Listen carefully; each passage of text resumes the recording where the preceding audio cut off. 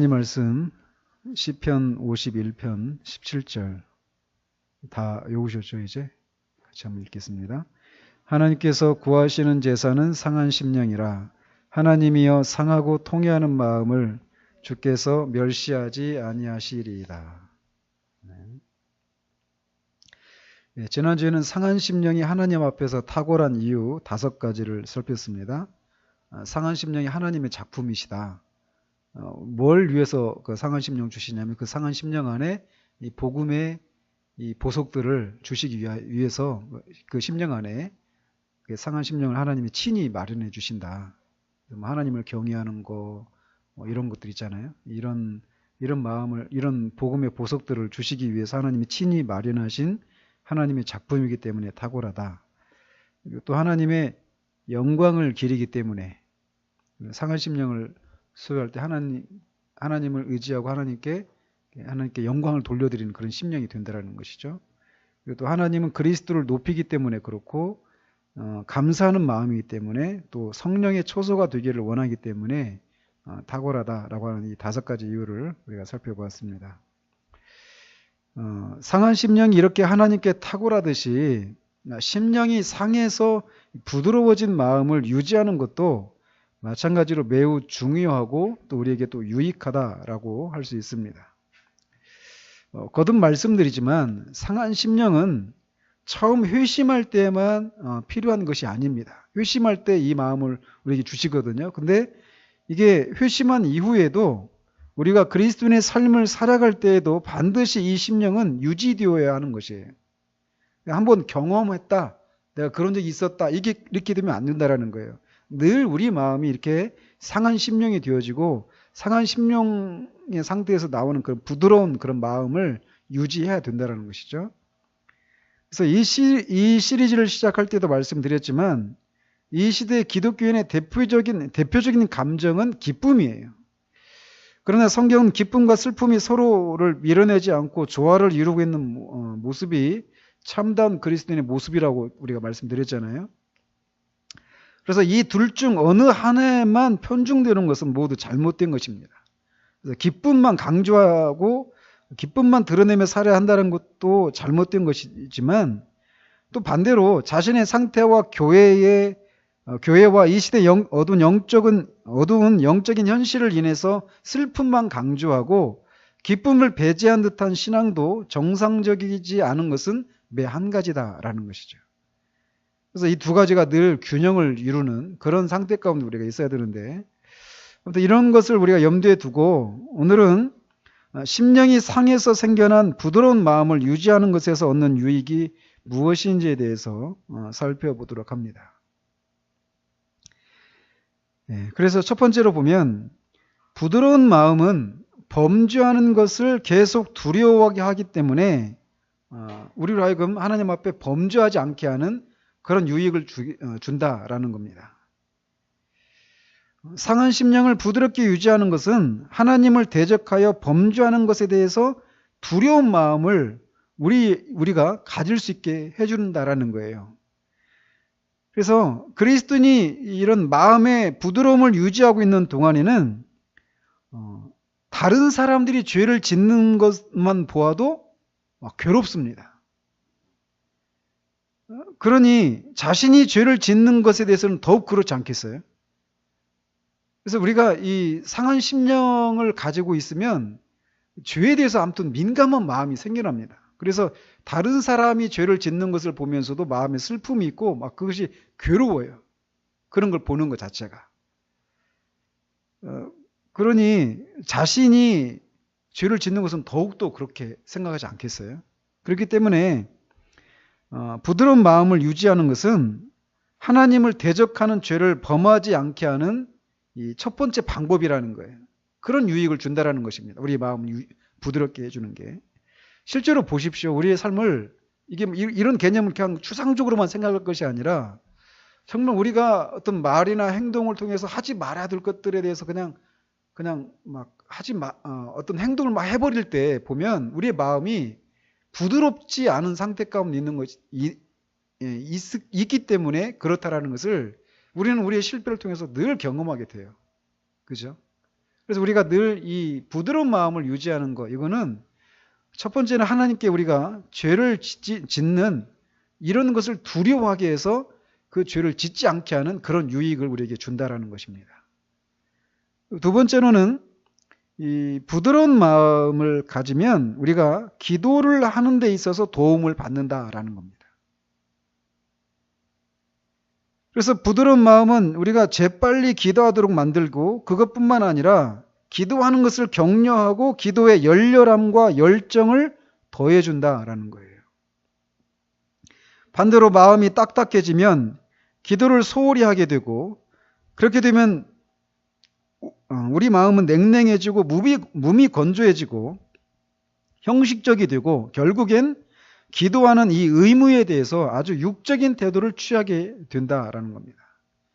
실제로 그래서 우리가 기도하기 전에 그냥 막 우리 일상의 삶을 살다가 와가지고 막 기도하려고 하면 기도가 잘 안 되죠. 그죠? 그렇기 때문에 우리가 그 기도할 수 있는 그런 마음의 상태를 갖추기 위해서 어떤 준비 작업들이 필요하단 말이에요. 그죠? 그래서 때로는 우리가 찬송을 부른다든지 어떤 영적인 어떤 그런 교제를 나눈다든지 뭐 말씀을 듣는다든지 이렇게 하면서 우리의 마음이 부드러워지게 하는 그런 작업들을 필요로 하잖아요. 근데 우리가 늘 그런 마음을 유지한다면 순간적으로 우리가 기도하는데 큰 어려움을 겪지 않고 곧장 하나님 앞에 우리의 마음을 쏟아낼 수 있는 그런 유익을 준다라는 것입니다. 부드러운 마음을 유지하는 것이. 그리고 또 세 번째로 부드러운 마음은 늘 철저히 회개할 준비를 해준다라고 하는 면에서 우리에게 유익을 줍니다. 부드러운 마음은 가장 작은 죄에 대해서 또는 가장 작은 실수에 대해서 또는 그 영혼이 저지른 죄악된 생각에 대해서 항상 신속하게 회개할 준비가 되어 있습니다. 그러니까 이 회개를 해야 된다는 것을 아는데 회개하지 못하는 것에서 오는 고통이 무엇인지 아시죠? 모르세요? 회개해 볼 일이 없어요? 내가 하나님 앞에서 내가 이런 마음의 상태를 유지하고 있으면 안 된다. 또 내가 분명하게 하나님 앞에서 어떤 잘못을 한 것을 알고 머리로는 그걸 인정해요. 그리고 회개를 해야 되겠다라고 생각을 하는데 정작 회개가 안 되는 경우가 있단 말이에요. 그래서 우리가 말씀드리지만 이 회개도 하나님께서 우리에게 은혜를 주실 때 가능한 거예요. 회개하라고 하는데 그건 우리가 할 수 있기 때문에 그런 것이 아니라 그것마저도 하나님의 은혜로 우리가 회개할 수 있는 거예요. 그러니까 우리가 회개하는 것은 그래서 하나님의 은혜예요. 만약에 회개하지 않는 상태로 우리 마음이 딱딱한 상태로 그냥 내버려 둔다. 우리가 어떻게 될지 모릅니다. 그대로 내버려 두신다면. 그러나 하나님께서 우리를 그냥 그렇게 내버려 두지 않으시고 회개할 수 있도록 하셔요. 하나님의 은혜로 우리가 회개할 수 있게 되는데 근데 우리 마음이 늘 부드러운 마음을 유지하고 있으면 이렇게 회개하는 데 있어서도 우리가 큰 어려움을 겪지 않을 수 있게 된다는 것입니다. 아무리 탁월한 사람도 죄를 범합니다. 그렇기 때문에 회개는 항상 필요해요. 세상 사람들은 그렇죠. 죄 짓고 나서 회개하고 용서 구하고 용서받고 그러니까 날마다 죄 짓고 회개하고 이렇게 하면서 전혀 그 삶의 변화가 없다. 이런 식으로 막 비아냥되거든요. 그들이 뭐라고 하든 상관하지 않고 어쨌든 우리는 늘 회개가 필요한 존재들입니다. 심지어 초대 교보 중에 한 분이었던 터툴리아는 자신은 회개하기 위해서 태어났다라고 말하기까지 합니다. 그만큼 회개는 우리에게 늘 우리가 회개할 그런 필요가 있는 사람들인데 자신이 죄를 짓고 회개해야 한다는 것을 깨닫고 막상 기도를 하려고 할 때 마음이 부드러움을 잃어버리면 회개할 수 없는 완고한 상태에 머무르게 된다라는 거예요. 고린도 교회가 바로 그런 형편 가운데 있었다라고 번역은 말해요. 그래서 어떻게 그렇게 뻔한 계모하고 잠자리하는 너무나도 큰 범죄잖아요. 그런데도 그 본인도 그렇고 그런 사람이 있는데도 그 공동체가 그거를 아무런 제재를 가하지 않는 어떻게 그런 상태로 있을 수 있는가? 그런데 그럴 수 있다라는 거예요. 마음이 부드러움을 잃어버리면 뻔히 보이는 그런 큰 죄를 짓고도 그렇게 있을 수 있다는 것입니다. 그래서 이 마음이 부드러운 상태를 유지하는 것, 이거는 굉장히 우리에게 중요한 것이에요. 또 네 번째로 이 부드러운 마음은 하나님과 교제를 자주 갱신해 주는 그런 유익이 우리에게 있습니다. 부드러운 마음은 하나님과 교제를 자주 갱신하는 것을 좋아해요. 이 말은 그러니까 자꾸 하나님과의 교제 가운데 늘 새롭게 하나님과의 그런 관계 속에 늘 새로운 그런 관계를 현재적인 그런 관계를 누리는 것을 좋아하게 된다라는 것입니다. 반면에 무감각한 사람은 비록 자기 안에 은혜의 씨앗을 가지고는 있지만 먹고 마시고 자고 깨며 셀 수 없이 많은 날을 하나님 없이 보내는 것으로 만족해 한다는 거예요. 그러니까 분명히 은혜의 씨앗이 있는 사람임에도 불구하고 마음이 부드럽지 않은 그 무감각한 그런 상태 가운데 있으면 처음부터 그러지는 않아요. 처음부터 우리가 정말 깨어있다라고 할 때 그 표주 중에 하나가 무엇이냐면 하나님과의 관계에 대한 그런 민감함이 있어요. 그래서 성경을 읽는다든지 예배를 드린다든지 기도한다든지 찬양한다든지 경건서적을 읽는다든지 그런 성도들과 그런 교제를 한다든지 또는 묵상한다든지 또는 우리의 일상의 삶을 살아가면서 우리가 보여주고 있는 그 모든 것들에 대해서 하나님께서 말씀하시는 게 있거든요. 그래서 성경을 읽을 때도 그 속에서 하나님이 나를 향하신 그런 마음을 보이시고 내가 하나님 앞에 어떤 존재인 이런 것들을 깨닫게 해주시는 은혜가 있어요. 그게 정상적인 관계 가운데 늘 나타나는 것들이어야 되거든요.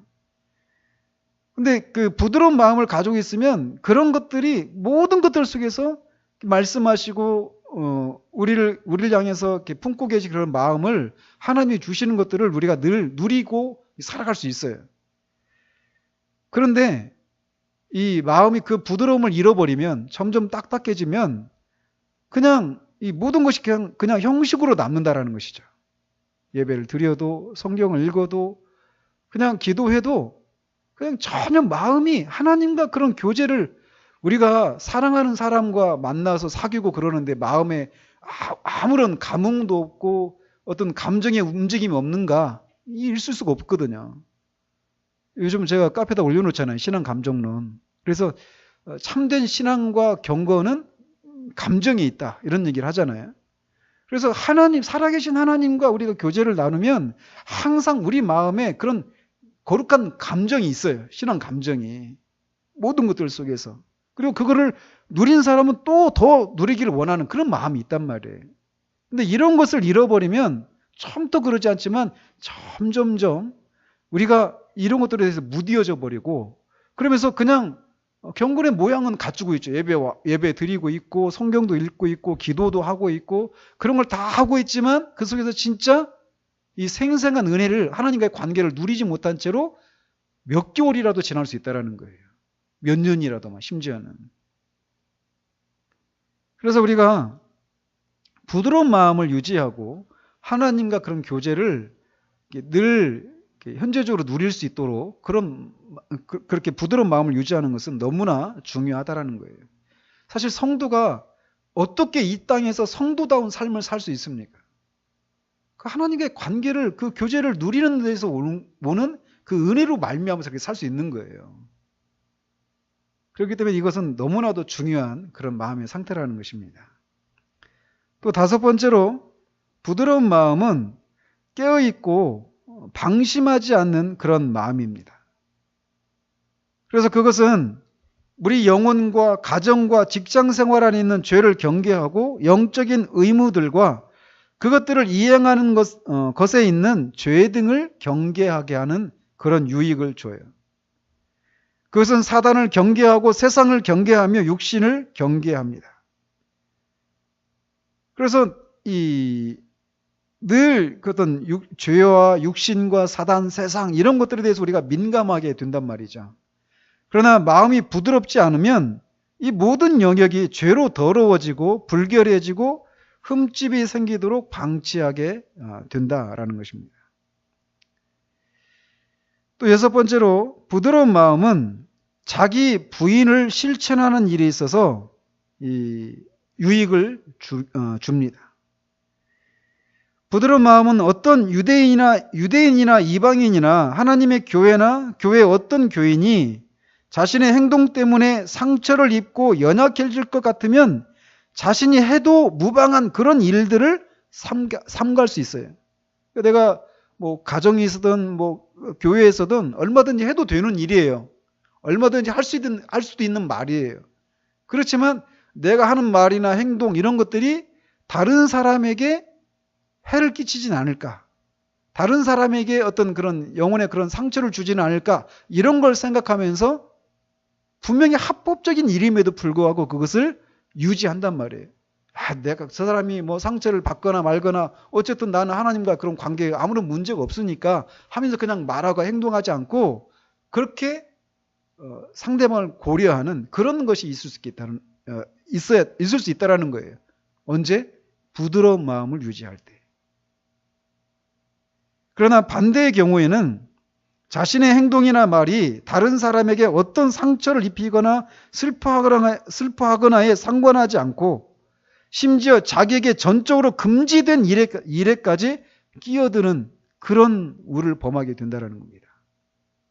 그래서 본문의 다윗이 바로 그런 경우라는 거예요. 그의 마음이 완고해지자 밧세바를 취하고 우리아를 살인교사하죠. 누가 다윗 같은 사람이 그런 죄악을 행하리라고 생각할 수 있었겠어요? 또 죄악을 범하고도 어떻게 그리 긴 시간을 통회하는 마음이 없이 지낼 수 있으리라고 누가 생각할 수 있었겠느냐고요. 그렇게 하나님과의 그런 관계가 깨어있고 민감했던 그 사람이 말이에요. 그러나 사람의 마음에 부드러움을 잃어버리면 이보다 더 심각한 죄를 범할 수도 있다라는 것입니다. 그러나 우리의 마음이 부드러움을 유지하면 내가 하는 말이나 행동이 그게 설령 합법적인 일이라 하더라도 그게 상대방에게 어떤 해를 끼치지는 않을까라고 하면서 절제하는 이런 게 있게 된다라는 거예요. 일곱 번째로 부드러운 마음은 하나님의 징계를 예방하는 그런 유익을 줍니다.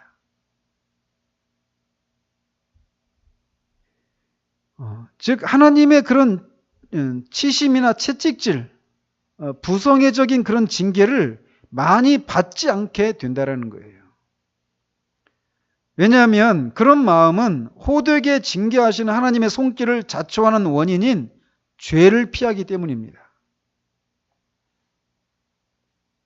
사무엘하 22장 7절에 깨끗한 자에게는 주의 깨끗하심을 보이시며 사악한 자에게는 주의 거스르심을 보이시리이다.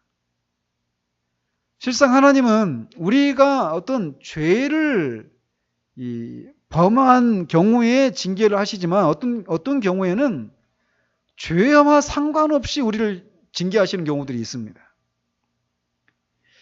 그래서 제가 청교도를 좋아하는 것 중에 하나가 무엇이냐면 이런 거예요. 때로는 하나님이 우리를 징계하실 때 이거를 꼭 어떤 육체적으로 금전적으로 어떤 사람 관계 이런 병이 들거나 재산에 손실이 있거나 사고를 당하거나 꼭 이런 것만 징계라고 생각하시면 안 돼요. 징계는 다양합니다. 그 중에 하나가 무엇이냐면 하나님께서 우리에게 얼굴을 감추시는 거예요. 근데 그게 우리에게 징계라고 여겨진다는 얘기는 그 사람이 생명이 있다는 증거예요. 거꾸로. 그렇죠? 하나님의 얼굴을 감추셨는데 그게 아무런 문제가 안 되는 사람. 그 사람은 정말 구원받은 사람이 아니죠. 근데 하나님께서 하나님의 백성들을 징계하시는 것 중에 하나가 징계하시는 어떤 수단 중에 하나가 그렇게 하나님의 얼굴을 감추시는 거예요. 그래서 정말 하나님이 계신 것 같지도 않고 하나님이 나를 더 이상 사랑하시지 않는 것 같고 그런 거를 이렇게 그런 때를 지날 때가 있거든요. 근데 왜 하나님은 그렇게 하실까? 이런 질문을 던지고 청교도 어떤 목사님이 그런 답을 하는 거예요. 뭐라고 답해준지 아십니까? 첫 번째 이유가 나는 모른다. 저는 그 대답을 하는 걸 듣고 이 사람은 진짜 그러니까 하나님의 그 일을 우리가 다 헤아릴 수 없잖아요. 자기는 모른다라는 거예요. 왜 이것을 허락하시는지, 왜 이런 때를 두시는지 자기는 모르겠다라는 거예요.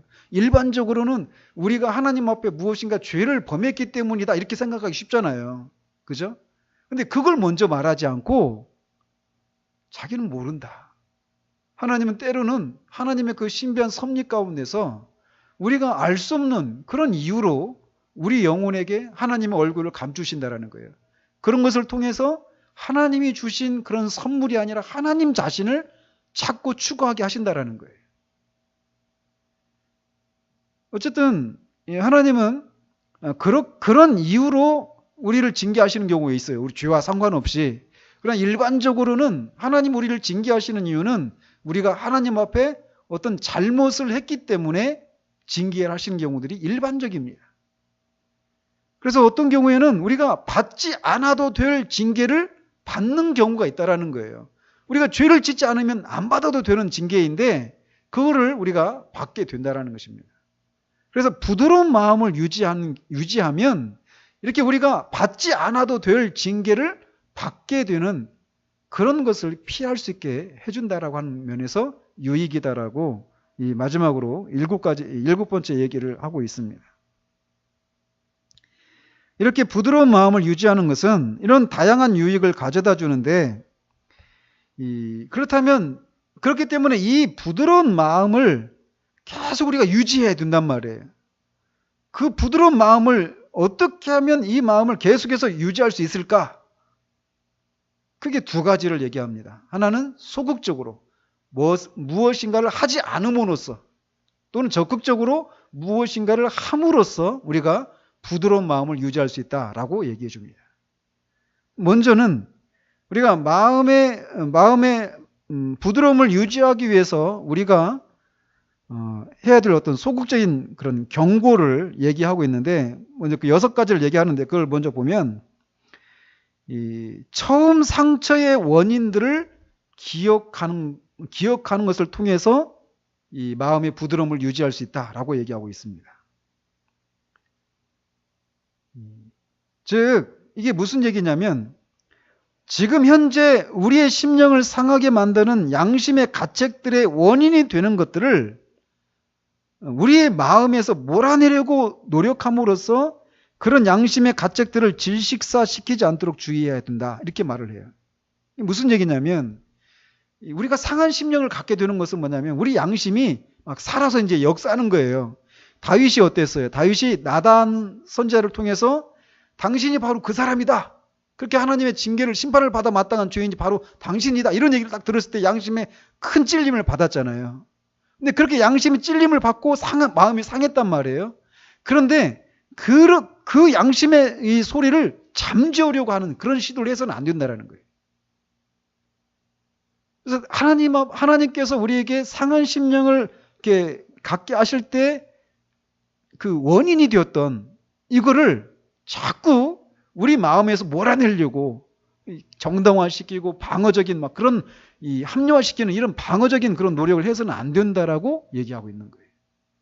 이런 면에서 우리가 이 본연이 얼마나 이 사람의 심리에서 일어나는 그런 것들을 정확하게 꿰뚫고 있는가를 알 수 있어요. 우리가 어떤 지적을 받으면 말씀을 통해서든 이런 어떤 지적을 받고 마음이 깨뜨려진 그 순간에 곧장 우리 안에서 너무나도 본능적으로 이 방어적인 그런 기제가 막 발휘를 한단 말이에요. 근데 그렇게 해서는 안 된다라고 먼저 얘기하고 있습니다. 오히려 양심에 가책을 주는 원인들을 깊이 그리고 냉정하게 기억함으로써 그것들을 더 많이 찾아내고 마음속에 품고 있어야 한다라고 말하고 있어요. 그러므로 맨 처음에 내 심령에 상처를 입힌 것은 무엇이었는가? 그리고 하나님의 은혜와 그리스도의 구속하시는 보혈이 그것을 제거할 때까지 그런 마음을 그대로 간직하고 있으라고 권고합니다. 여기서 굉장히 중요한 말을 하는데 지금 이 말, 그러니까 양심의 가책을 받았어요. 그래서 마음이 상했어요. 근데 이것을 하나님의 은혜와 그리스도의 구속하는 보혈이 그것을 제거할 때까지 그 마음을 그대로 간직하려고 노력을 해야 된다라고 얘기하고 있어요. 이 말을 이해하려면 이 번연이 회심하는 과정에서 했던 생각을 살펴보아야 합니다. 그는 자신의 어떤 자서전적인 그런 회심의 과정을 그리고 있는 그런 책인데, 죄인 괴 속에 넘치는 은혜라고 하는 책에서 이렇게 말을 했어요. 그리고 나는 자신의 나쁜 양상을 보고 느껴 두려워함으로써 고민하고 번뇌하였는데, 그러니까 자신의 상태를 이제 보고 막 번뇌하기 시작했어요. 그러는데 이 감각이 심중에서 사라지는 것을 또한 두려워했다. 그러니까 자신의 비참하고 하나님 앞에 절망적인 그런 상태를 인해서 고민하고 막 번뇌하기 시작했어요. 내가 하나님 앞에 어떻게 설 수 있을까? 이런 나를 향해서 하나님이 심판을 내리시는 것이 마땅하지 않는가? 이런 하나님의 심판에 대한 그런 두려움, 이런 것들로 인해서 마음이 번뇌하기 시작했단 말이에요. 그런데 그런 것을 인해서 두려운 마음이 있었는데 그 두려움이 사라지는 것을 두려워했다라는 거예요. 왜냐하면 만약 죄의식이 정당한 방법, 곧 그리스도의 피로 제거되지 않는다면 사람은 마음의 고민이 사라진다고 해도 좋아지기보다는 오히려 나빠진다는 것을 나는 알고 있었기 때문이다. 그러니까 죄의식이 그리스도의 피의 그 능력으로 없어져야지, 그것이 아닌 다른 것으로 그 두려움이 없어지게 되었을 때 그 사람의 상태가 처음부터 더 나빠지게 되기 때문에 자기 안에서 생겨난 그 두려움이 정당한 방식인 그리스도의 피로 제거되는 것을, 그리스도의 피로 그 두려움이 제거되지 않는 것을 두려워했다라고 얘기하는 거예요. 무슨 말씀인지 아시겠죠? 그래서 나는 죄악감에 좌절될 때마다 그리스도의 피로 그것을 벗겨주시도록 호소하였다. 그리고 죄의식이 아무 일 없이 사라질 때는, 그러니까 그리스도의 피로 말미암아서 죄의식이 사라지는 것이 아니라 그런 것이 없이 그냥 아무 일 없이 사라질 때는, 그렇게 될 때도 있었다 이렇게 말을 해요. 그럴 때는 그 두려움을 다시 불러오는 거예요.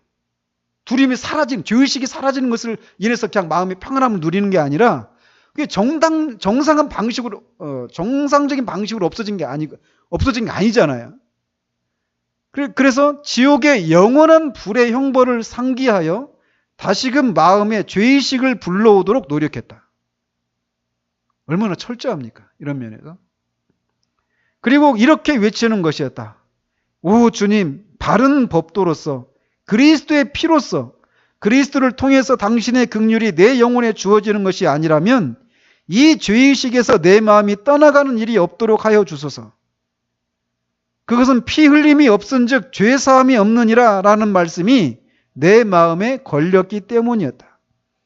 그리고 그것을 점점 더 두렵게 생각한 까닭은 양심이 상처를 받았을 때는 호소하지만 죄의 용서보다는 오히려 저들의 고통이 현재 경감되는 것을 간구하는 것이며, 죄의 의식이 어떤 과정으로 사라지기만 하면 아무것도 개의치 않는 자가 있기 때문이다. 이렇게 말을 해요. 무슨 말인지 아시겠어요? 저는 이게 굉장히 중요한 내용이라고 보여져요. 소위 이게 그리스도 없는 이 기독교거든요. 지금 이 내용이 죄의식이 생겼어요. 말씀을 듣고 그 죄의식이 생겼어요. 죄의식이 생기면 당연하게 거듭 말씀드리지만 그 죄를 막 용서받으려고 어떤 노력을 하잖아요. 그죠? 그래서 막 죄를 회개하고 눈물로 회개하고 주님을 위해서 막 어떤 열심을 내요. 죄된 삶에서 떠나서 하나님을 기쁘시게 해드리기 위해서 어떤 경건 생활을 하고 어떤 열심을 막 낸단 말이에요. 그러면 있잖아요. 놀랍게도 어느새 우리 안에서 죄의식이 사라집니다. 경감됩니다. 근데 이 번연은 그것을 두려워하는 거예요. 왜냐하면 죄의식이라고 하는 것은 그리스도의 피로만 제거되어야 되는 거거든요. 그런데 그리스도의 피라고 하는 정당한 방법이 아닌 그냥 아무 일 없이 그 죄의식이 사라지는 것을 두려워했다라는 거예요. 이 지점이 제가 빠졌던 함정이었다는 거예요. 그러니까 죄에 대한 막 인식이 생겼어요. 막 죄를 회개하고 두려워하고 심판에 대한 두려움 막 시달리고 그러면서 경건 생활하고 막 어떤 열심을 내요. 그러면 죄의식이 어느새 사라져 있는 걸 보거든요. 그러면 내가 이제 그리스도인 되었다고 생각하는 거예요. 내가 구원받았다라고. 근데 그 죄의식이 다시 생기는 거예요. 왜 생기느냐? 정당한 방식으로 사라지지 않았기 때문에 그래요. 그리스도의 피로 그 죄의식이 제거되어야 되는데 그 방법이 아니라. 그러니까 그 죄의식이 이렇게 막 생길 때 구하는 게 뭐냐면 그런 어떤 죄의식이 사라지는 것, 그 자체가 목적이 되어버릴 수 있다는 거예요. 그렇기 때문에 자신은 그런 죄의식을 느끼고 심판에 대한 두려움을 가지고 죄의식이 사라지길 위해서 막 애를 썼더니 없어졌어요. 그리고 나서는 자신이 구원받았다고 생각하는데 어느 날 시간이 지나면 다시 그 문제가 생겨나는 거예요. 그래서 로이 존스가 로마서 8장 15절에서 너희가 다시 종의 영을 받지 아니하고 양자의 영을 받았으므로 아빠 아버지라 부르짖느니라 이렇게 그 말씀을 가지고 설명하기를 양자의 영을 받지 않은 상태, 종의 영을 받은 상태, 이 종의 영을 받은 상태는 어떤 거냐면 이런 거예요. 말씀을 통해서 내가 하나님 앞에 죄인이구나, 심판을 받아 마땅한 죄인이구나, 이것을 깨닫고 종으로서 그 하나님이 요구하시는 그 삶을 살지 않으면 형벌을 받을 것에 대한 두려움으로 하나님의 계명을 지키는 삶을 사는 상태. 그것이 종의 영 아래에 있는 상태예요. 그러니까 그러는 동안에는 하나님이 사랑의 하나님, 막 하나님을 기쁘시게 해, 막 내 안에서 자원하는 마음으로 하나님을 기쁘시게 하는 그런 삶을 사는 것이 아니라 그렇게 하지 않으면 벌을 받을 것에 대한 두려움으로 사로잡혀 있는 거예요. 근데 그게 정상적인 방식, 그리스도의 피로 내 안에 생겨난 그 죄의식이 사라진 것이 아니면 다시 그 종의 영의 상태가 다시 생겨날 수 있다는 거예요. 양자의 영을 받기 전에는. 그러나 양자의 영을 받는다는 얘기는 그리스도의 피로 우리가 죄 사함을 받는 거예요. 그래서 양자의 영을 받고 하나님을 아버지라 부르고 하나님은 우리를 자녀 삼아 주시는 그런 상태를 양자의 영을 받았다라고 말하거든요. 그렇게 된 후에도 우리가 죄를 짓잖아요. 하나님의 뜻대로 살지 못하는 경우들이 있잖아요.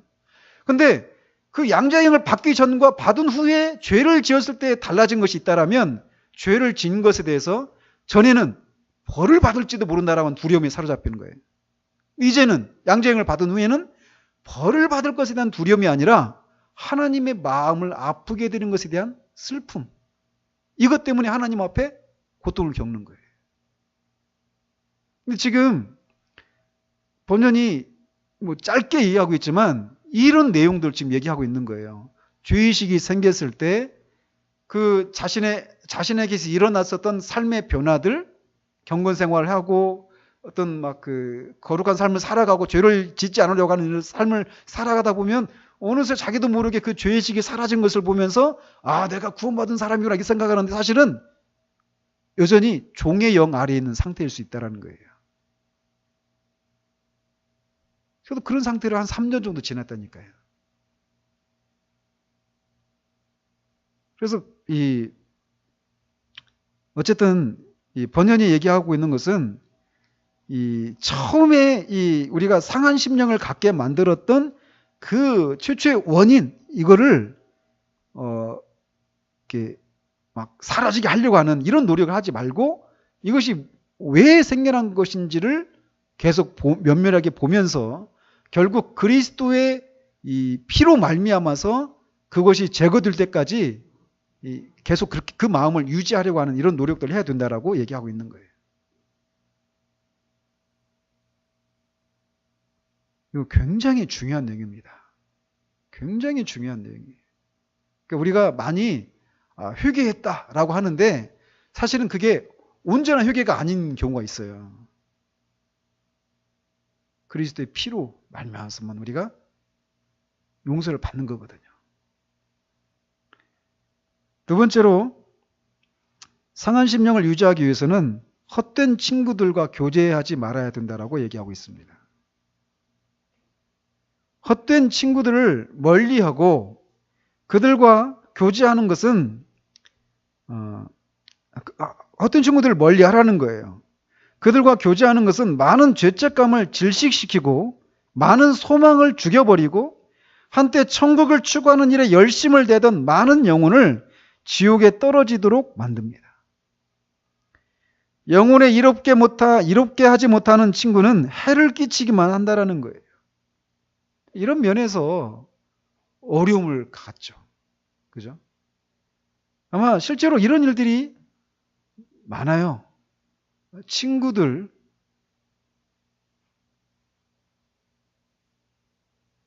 그냥 뭐 인간적으로 얼마든지 친하니까 지낼 수 있어요. 그죠? 진짜 그런 친구들도 계시잖아요. 근데 그렇게 하는데 이게 우리로 하여금 하나님 앞에서 마땅히 유지되어줘야 될 그런 여기서 죄책감을 질시시킨다 이렇게 말하는데 우리가 항상 죄책감에 시달리면서 살아야 되느냐 이런 말을 하는 게 아니에요. 정상적인 하나님의 다루심 가운데서 우리가 죄를 인식하고 그 안에서 가져야 될 그런 마음을 말하는 거예요. 근데 이 헛된 친구들과 만나면 이렇게 되기가 쉽다라는 거예요. 그런 것을 가지고 얘기하게 되면 야, 뭐 그거 가지고도 그렇게 그래 이렇게 된다라는 거예요. 그래서 그냥 이런 문제들을 그냥 너무 피상적으로 가볍게 처리해버린다는 것이죠. 그렇기 때문에 이 친구를 이렇게 사귀는 문제에 있어서도 우리가 굉장히 주의를 해야 된다는 거예요.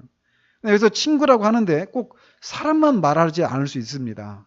오늘날 뭐 인터넷 매체랄지, 뭐 책이랄지, 이런 것도 다 마찬가지예요. 뭐 TV 드라마, 영화, 때로는 어떻게 유익한 것이 있을 수 있어요. 그러나 그런 것들이 대부분은 우리로 하여금 우리 영혼을 이렇게 고사시키는 그 상한 심령을, 부드러운 심령을 유지하지 못하게 하는 그런 역할을 하는 경우들이 많다라는 거예요. 그러면서 우리가 주의를 해야 되는 것이요. 세 번째로는 무익한 말을 주의하도록 해야 됩니다. 무익한 말을 듣지도 말고 참여하지도 말아야 한다라고 번연히 말을 해요. 또 네 번째로는 미미한 죄의 활동이라도 묵인하지 말아야 된다라고 얘기합니다. 죄를 향한 마음의 가장 미미한 활동이라도 묵인하지 않도록 주의해야 한다는 것입니다. 그것을 묵인하면 나중에는 걷잡을 수 없는 행동이 나오게 된다는 거예요. 그래서 이 죄 죽임의 교리 이런 얘기를 할 때 존 오웬도 그러니까 그 뿌리, 처음 시작, 그때 죄를 죽여야 된다라고 얘기해요. 그 죄가 점점 자라가서 이제 막 장성하면 그걸 뿌리 뽑기가 더 어렵다라는 것이죠. 다윗의 눈은 그의 마음을 사로잡았습니다. 그 결과 다윗의 마음은 그 생각을 강화시켰어요. 결국은 여자를 가까이 하고 간음하게 되고 잔인한 살인까지 저지르게 되었다라는 거죠. 욥이 그런 얘기 하잖아요. 욥이 자신의 눈이 범죄하지 않도록 처자들을 보지 않았다라고. 그러니까 눈을 보는 순간, 특히 남자들 같은 경우는 그런 게 많거든. 눈으로 먼저 이렇게 하니까. 그러니까 남자들이 더 이렇게 외모나 이런 걸 더 따지는 거예요. 근데 그런 것을 삼가는 거예요. 저도 그렇습니다. 이게 운전할 때 막 제가 보려고 해서 막 뒤지는 게 아니란 말이에요. 진짜예요. 근데 저도 모르게 그냥 이렇게 뭐 짧은 치마 입은 뭐 이런 지나간단 말이에요. 그러면은 고개가 돌아가려고 한단 말이에요. 권사님 안 그러시죠? 그래. 근데 그때 안 보려고 하는 거예요. 시작부터. 네? 그게 이제 점점 커져간다라는 그 생각이. 다윗이 처음에 봤어요. 딱 보고 돌아섰어야 되는데 계속 봤겠죠. 음욕이 막 일어나는 거예요. 그건 걷잡을 수 없는 거예요. 데려오라고 해서 간음을 하는 거예요. 그러니까 아주 미미한 죄의 활동이라도 그걸 묵인하지 말아야 된다는 거예요. 그래서 제가 한 가지 비밀을 알려드리면, 우리 양심이 어떤 마음에 에이 이런 마음 있잖아요. 에이 이런 거 한다고 어떻게 큰 일 있겠어요. 이런 마음이 있잖아요. 이런 마음이 드러나는 것은 제각하지 않는 거예요. 그래서 우리 마음이 이 선한 양심 상태를 늘 유지할 수 있어야 되는 거예요. 물론 이 일에서 많이 실패해요. 그러나 이런 원리들 우리가 알고 있어야 된다는 것이죠. 또 다섯 번째로, 선한 사람에게도 있는 단점을 따르지 말도록 해야 한다는 것입니다. 경건한 사람들 가운데 있는 나쁜 본보기들을 주의해야 합니다. 우리는 흔히 유명한 하나님의 사람들의 행위에서 우리가 하고 있는 일의 정당성을 지지받으려고 합니다. 무슨 얘기냐면, 내가 양심이 내가 어떤 행동을 하려고 하는, 어떤 선택을 하려고 하는데 양심이 이렇게 평안하지 않은 경우 있잖아요. 양심이 걸리는 경우가 있어요. 근데 그런 경우에 저 유명한 어떤 목사님도 하던데, 우리 교회에서 그래도 가장 영적으로 깨어있다라고 하는 이런 분도 하던데, 이렇게 하면서 자신의 행동을 정당화시키려고 하는 이런 게 있단 말이에요, 우리 안에서. 근데 경건한 사람들 안에서도 나쁜 본보기가 되는 것이 있다라는 거예요. 근데 그런 단점들을 따르지 않도록 주의해야 한다라는 거예요. 때때로 사탄은 선한 사람의 단점을 사용해서 그 사람을 추종하는 사람들의 마음을 더럽히고 강팍하게 합니다. 이래서 목사들이 많이 타락하는 거예요. 베드로의 잘못된 행동 때문에 바나바도 외식에 유혹되잖아요. 그죠? 바나바, 그 사건 아시죠? 갈라디아서에서 유대인 이방인들과 같이 식사하고 있는데 베드로가, 바나바도 있었고 바울도 거기 있었던 것 같아요. 그러니까 야고보 일행이 왔어요. 예루살렘에 있는 야고보가 보낸 사람들이. 그러니까 이방인하고 식사하면 안 된다. 이게 율법이거든요. 베드로가 지금 율법을 어기고 있는 것이에요. 유대인의 그 기준에 보면. 그런 비난을 안 받으려고 방금 전까지 같이 밥을 먹고 있다가 안 먹은 척하고 막 떠나는 거예요. 그러니까 바나바도 남아있으면 자기도 그렇게 되잖아요.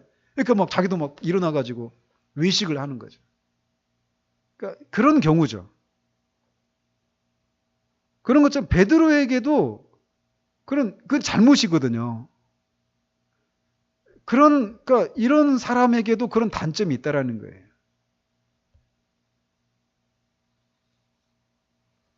그러니까 많은 경우에 저같이 그냥 조그만 그냥 이런 목사들이 조금 더 이제 좀 규모가 있는, 좀 더 알려져 있는 그런 목사님과 교제를 하잖아요. 그러면은 그런 분들에게서 보이는, 내가 지금까지는 하나님 앞에서 막 이렇게 조심하고 좀 이렇게 경성하고 이렇게 주의하면서 할 수도 있지만, 아까 좀 전에도 말씀드린 것처럼 얼마든지 합법적인 거예요. 합법적인 것인데 내가 그것을 하면은 우리 교회 안에 있는 어떤 누군가가 마음에 어려움을 겪을 수도 있다, 이런 생각 때문에 안 하는 것들이 있단 말이에요. 그러고 있는데 어떤 얘기하다가 우연찮게 그분이, 내가 그런 얘기를 했을 때, 아니 아직도 그렇게 살고 있어, 해도 돼, 이렇게 되면 담대함을 얻는 거예요. 그러면서 하는 거죠. 그러면서 그렇게 하나하나 양보하다가 마음이 점점 무뎌져 가는 거예요. 그래서 처음에 하나님 앞에 가졌던 그런 이렇게 선한 마음들이 점점 더럽혀지는 거예요. 근데 내가 이렇게 이제 그렇게 해서 유명해졌어요. 그 밑에 있는 사람들도 그런 행동을 보면서 그 행동에 대해서 무뎌지는 거예요. 시시비비를 잘 못 가리는 거예요. 오늘날 한국교회가 지금 처한 이유 중에 하나가 그거예요. 그러니까 목사님들에 대해서 잘못하는 게 분명히 있거든요. 근데 그것에 대해서 무뎌져 가버린다라는 거예요. 그런 면에서 이 선한 사람들이라 하더라도 그들 안에 잘못된 것이 있다라고 하는 것을 알고 그들이 하니까 나도 할 수 있다. 이렇게 생각해서는 안 된다라는 거예요. 하나님의 말씀을 유일한 판단 기준으로 삼아서 그들이 걸었던 길과 여러분 자신이 걷고 있는 길을 판단해야 한다는 거예요. 말씀을 가지고. 여섯 번째로 불신앙과 무신론적인 생각을 주의해야 한다라고 얘기하고 있습니다. 천상의 것들의 실제와 진리에 대해서 아무런 의심도 갖지 말아야 합니다. 참고로 불신앙은 죄악 중에서 가장 사악한 죄라고 할 수 있습니다. 불신앙을 조장하거나 불신앙에 양보하는 마음은 결코 부드러워질 수 없습니다. 너희가 삼가 혹 너희 중에 누가 믿지 않은 악심을 품고 살아계신 하나님에게서 떨어질까 염려할 것이요. 이렇게 말을 합니다. 그래서 우리 안에서 어떤 그 불신앙적인 생각이 우리 안에서 들어올 수 있어요. 그러니까 이 생각이라고 하는 것은 언제나 아주 작은 것으로부터 시작이 되는 거예요. 갑자기 이게 불신앙적인 생각이 하면서 들어오는 게 아니에요. 아주 작게 들어옵니다. 근데 그게 그런 것들에 우리의 생각을 이렇게 노출해버리면 어느새 우리가 그것에 사로잡혀 있는 것을 보게 돼요. 그래서 완전히 세상이 끝난 것처럼 하나님도 계시지 않는 것 같이. 근데 그런 것들이 들어오면 우리는 그런 것들을 떨칠 수 있어야 돼요. 맞서서 싸워야 돼요. 아무튼 이런 6가지를 통해서 우리는 부드러운 마음을 유지할 수 있어요. 또 이제 적극적으로 우리가 부드러운 마음을 유지하기 위해서 적극적으로 지켜야 될 지침을 살펴보고 마치도록 합니다. 첫 번째는 하나님에 대한 깊은 지식을 산체험으로 소유해야 한다라고 말하고 있습니다. 그래서 첫째로 이 하나님에 대한 깊은 지식을 얻으려고 노력해야 합니다. 그리고 우리의 마음에 그 지식이 지속적으로 영향을 끼치도록 노력해야 돼요. 그러니까 머리로만 정보로서만 하나님에 대한 지식을 갖는 것으로 그치는 것이 아니라 그 지식이 지속적으로 우리 마음에 영향을 끼치도록 노력을 해야 된다는 거예요. 먼저는 하나님의 임재를 아는 지식, 이 지식을 얻으려고 하고 이 지식이 우리의 마음에 영향을 지속적으로 끼치도록 노력해야 됩니다. 즉 하나님이 모든 것에 계시다. 우리 하나님의 임재 연습 한번 살펴봤었잖아요. 그것을 우리의 삶 가운데 실천하는 거예요. 그럴 때 우리의 마음이 부드러워진다는 것이죠. 또 하나님께서 통찰력 있는 눈으로 우리를 지켜보신다는 것을 아는 지식. 즉 하나님이 모든 인생의 그런 인생을 통촉하고 계시고 하나님 우리를 감찰하고 계시다. 어디나 계시고 그 계신 하나님이 우리를 지켜보고 계시다라고 하는 이 지식을 우리가 이 지식이 우리에게 지속적으로 영향을 끼치도록 노력해야 된다는 거예요. 또 하나님의 권능을 아는 지식이 우리의 마음에 지속적으로 영향을 끼치도록 할 수 있어야 됩니다. 즉 하나님께서는 하늘과 땅을 먼지와 재로 변하게 하시고 분해시킬 수 있다라고 하는 것과 그것들이 하나님의 수중에 있다는 것과 그것들이 두루마리와 의복에 불과하다는 것을 아는 지식이 필요하다라는 것입니다. 또 네 번째로 하나님의 공의를 아는 지식이 우리의 마음을 지속적으로 영향을 끼치도록 해야 돼요. 다섯 번째로 하나님의 신실하심을 아는 지식이 우리의 마음에 지속적으로 영향을 끼치도록 해야 됩니다. 그래서 우리가 한마디로 말하면 하나님의 속성이 있잖아요. 우리가 살펴봤던 소리문답에서 그 속성이 그냥 정보로만 우리에게 남아있는 것이 아니라 그 하나님의 속성을 우리의 그 현재 삶에 자꾸 적용하고 그것을 우리에서 실제적으로 우리의 마음이 그것에 영향을 받을 수 있도록 노력하는 이런 것이 필요하다라는 거예요. 그렇게 될 때 우리의 마음이 부드러움을 유지할 수 있다라고 얘기하는 것이죠. 그러니까 우리가 어떤 어려움이나 어떤 일을 겪게 되면 이 일을 어떻게 하지? 이렇게 하면서 당황하는 게 아니라 하나님의 성품을 생각하는 거예요. 그런 속에서 하나님은 살아계시지 않는가? 하나님은 불변하시는 분이 아니시지 않은가? 불변하시는 분이시지 않은가? 하나님은 신실하지 않은가? 하나님은 지혜로우신 분이 아닌가? 사랑이시지 않은가? 선하시지 않은가? 이런 것들을 그 상황에 맞게 그 상황 속에서 우리가 자꾸 생각하는 거예요. 그러니까 왜냐하면 영적으로 논리적인 사고를 하는 거예요. 그게 영적 사고방식이라는 거예요. 그래서 다른 사람은 그냥 어떤 어려움을 겪으면 하나님 앞에 열심히 기도해가지고 도움을 받고 문제 해결됐다. 이건데 어떤 사람은 똑같은 상황인데 그 상황을 통해서 영적인 사고를 통해서 하나님을 아는 거예요. 그 속에서. 그 안 하나님을 또 다른 상황에서 적용해서 사는 거예요. 믿음으로.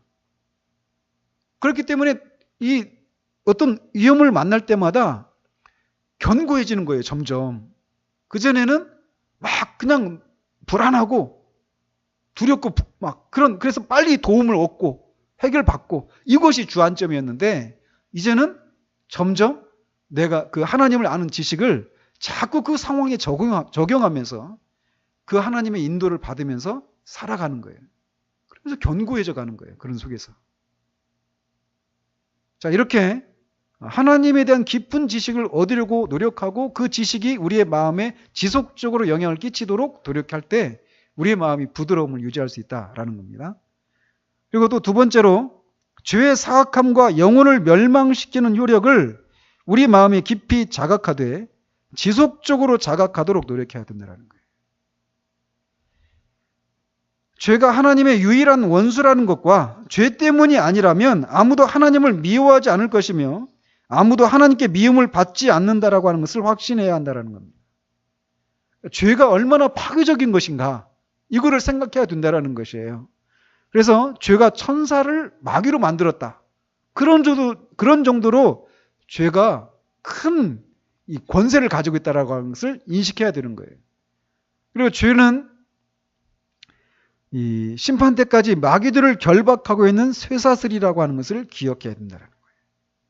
또 세 번째로 죄는 아담이 천국에서 쫓겨나게 된 이유이고 옛 세상이 홍수로 멸망하게 된 이유이며 소돔과 고모라가 하늘에서 떨어진 불로 멸망하게 된 이유이고 그리스도가 자신의 피를 흘리며 우리를 위해서 대신 죽으셔야 했던 유일한 이유가 바로 죄라고 하는 것을 기억해야 한다는 것입니다.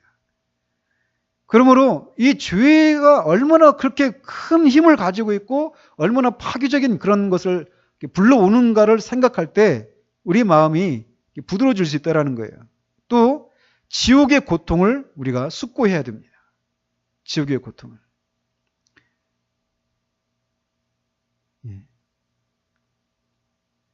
자, 그리고 이렇게 죄의 그 큰 권세와 그 파괴적인 것들을 계속 우리가 숙고해야 되는 거예요. 그리고 세 번째로는 죽음에 대해서 우리가 숙고해야 됩니다. 우리가 분명히 죽잖아요. 그리고 언제 죽음이 닥칠지 모른단 말이에요. 분명히 죽는데 언제 죽을지 몰라요. 그날은 하나님께서 정하셨습니다.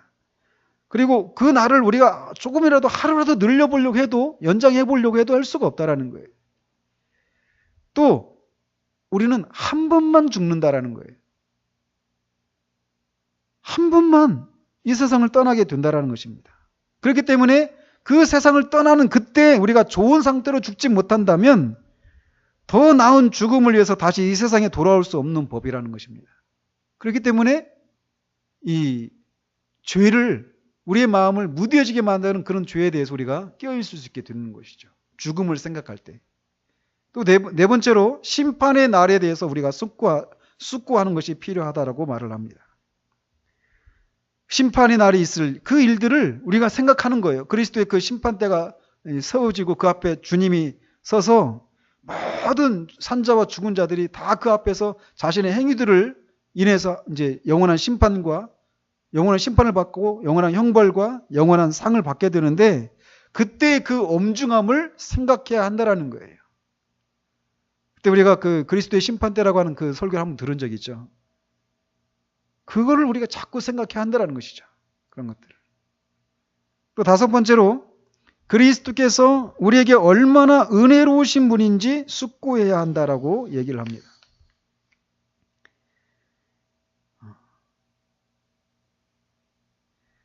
우리가 그리스도를 거스르고 범죄했기 때문에 그리스도께서 정의와 공의로 우리를 대하셔서 우리의 마음을 강팍게 하고 우리를 대적하는 것이 마땅하잖아요. 그런데 그리스도께서 우리의 마음을 강팍게 하기 위해서 아무런 수단을 사용하지 않으시고 우리 영혼의 구속을 위해서 없어서는 안 될 그런 근심을 우리에게 베풀어 주시고 허락해 주셨다라고 하는 것을 숙고해야 한다는 거예요. 좀 더 정확하게 말하면 그리스도께서는 오히려 떨쳐 일어나셔서 모든 동정과 연민과 긍휼과 자비를 입으시고 우리에게 그렇게 해주셨다라는 거예요.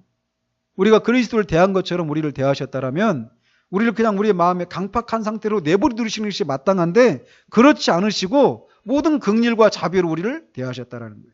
그래서 우리가 우리의 근심하는 마음을 주시고 거기서 돌이킬 수 있도록 해주셨다라는 것을 기억해야 한다는 것입니다.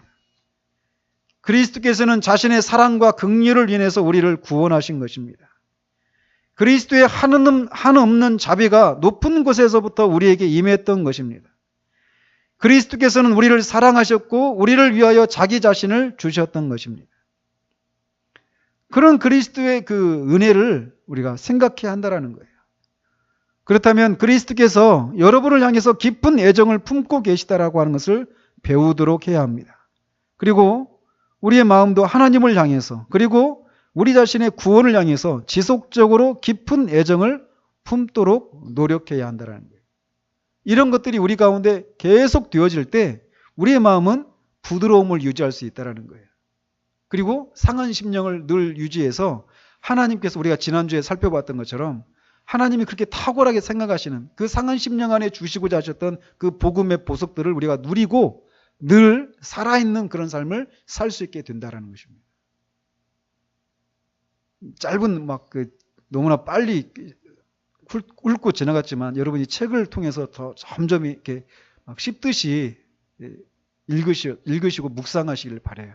그래서 우리 삶 가운데 이런 실제적인 그런 적용들이 있어서 우리가 정말 늘 이렇게 깨어있는 그런 상태를 유지하며 살아가는 그런 우리가 되어지기를 바랍니다. 하나님 아버지, 마음이 상해서 생겨난 그 부드러운 마음을 유지하기 위한 실천적인 항목들을 우리가 살펴보았습니다. 하나님, 정말 이 부드러운 마음을 유지하는 것이 정말 우리가 이 세상에서 승리하는 삶을 살아가느냐, 영적인 그런 생기를 늘 유지하며 살아가느냐, 아니면 메마른 모습으로 실패하는 모습으로 정말 우리 안에 그런 은혜의 씨앗이 심겨지기나 한 것인가라고 하는 그런 삶을 살아가느냐를 좌우하는 아주 결정적인 요소라고 하는 것을 생각할 때 하나님, 우리가 얼마나 자주 이런 세세한 이런 목록들에 대해서 우리가 무지한 채로 그냥 우리 마음에 떠오르는 그런 생각들을 쫓아서 그 감정의 흐름을 쫓아서 우리가 부드러워졌는지 완악해졌는지조차 모른 채 그렇게 우리가 부주의한 모습으로 살아가는 경우들이 얼마나 많은지 모릅니다. 하나님, 우리 앞에 정말 신실한 주의 종들을 두셔서 이런 책들을 통해서 우리가 하나님 앞에 부드러운 마음을 유지하기 위해서 실천적으로 어떤 것들이 필요한지를 가르쳐 주신 은혜를 인하여서 주님 앞에 감사를 드립니다. 정말 상한 심령을 소유한 채로 살아가는 사람들을 찾기 쉽지 않은 이 참으로 피상적인 시대에 우리가 하나님 정말 하나님 앞에 깨어 있어서 이 상한 심령을 유지하고 거기서 나오는 부드러운 마음을 늘 유지하면서 하나님과 살아있는 관계를 누려서 정말 구원받은 자가 저런 삶이구나 라고 하는 것을 드러내며 살아가는 그런 우리들을 둘 수 있도록 주님 도우시기를 원합니다. 예수 그리스도 이름으로 기도합니다. 아멘.